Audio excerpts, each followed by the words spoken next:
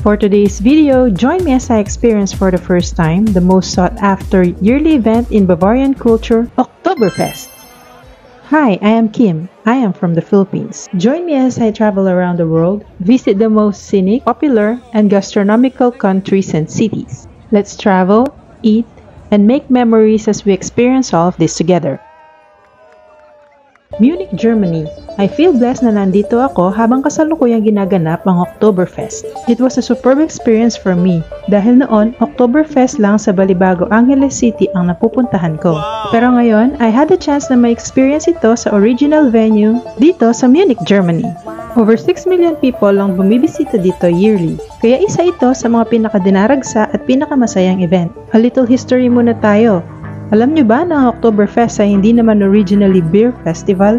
Ito ay originally a wedding event. Originally, Oktoberfest was celebrated to honor the marriage of Bavarian Crown Prince Ludwig in 1810. And later on, ito ay naging isang malaking beer event. Oktoberfest actually starts from September 17 until October 3. Para hindi pa masyadong malamig at mas mahaba pa ang araw kaysa gabi. To make it more Bavarian authentic, lahat ng ibinebentang beer dito ay gawa lamang sa Munich. Yung beer na sinaserve nila dito is considered extra strong, so make sure na kumain muna bago uminom, para hindi ma-trigger ang hyperacidity.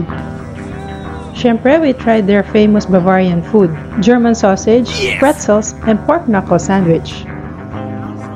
There are more than 17 tents to choose from. We had a chance to check 3 tents at lahat naman talaga ay punong-puno at lahat ay nag-e-enjoy. Andito na yung in-order naming mga beers. Ang lakas naman talaga ni ate girl. Effortless niyang binitbit ang 13 na beer mugs. Papawaw ka na lang talaga.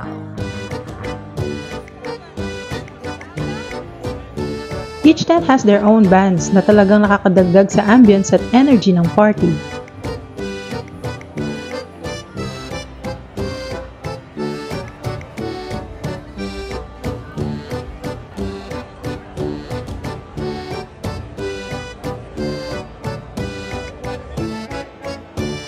Time for the second beer!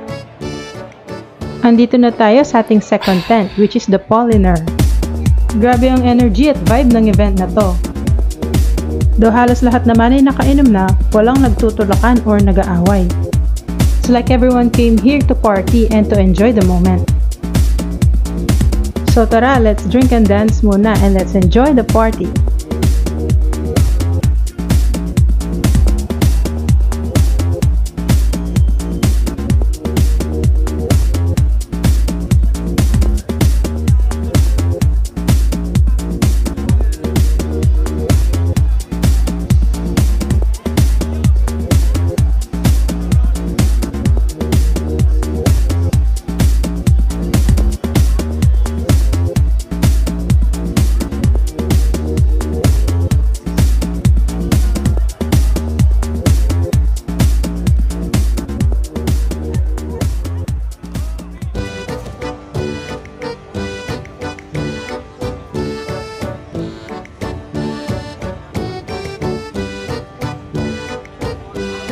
After drinking and dancing, nagutom kami ulit, so we decided na kumain muna.